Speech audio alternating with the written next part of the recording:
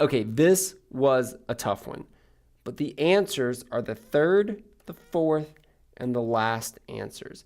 Let's take a look at why that is. Just take the first statement by itself. Affected individuals may carry a dominant allele. If you're affected, it means you're lactose intolerant, so we know you must be homozygous recessive or minus minus.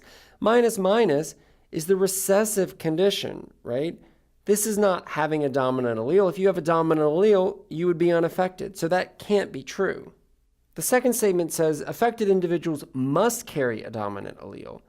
Well, no, that can't be true either, right? I mean, because if they can't even have one just as a conditional may, we know they can't have to have one because that would definitely make them unaffected, right? They'd be lactose tolerant. Now, the third statement says affected individuals must carry a recessive allele. The recessive allele in this case is the minus, and we know that affected individuals are minus minus, and this is the only way we get an affected individual, that it is true they must carry at least one recessive allele because they have to have two recessive alleles, in fact. So that's true. The fourth statement says unaffected individuals must carry a dominant allele. So look at Kate's brother. Remember before, we didn't know what one of his alleles were, but we knew for sure that one must be a dominant plus allele because he's unaffected. This is definitely true. The fifth statement says unaffected individuals must carry a recessive allele. Let's go back to Kate's brother again.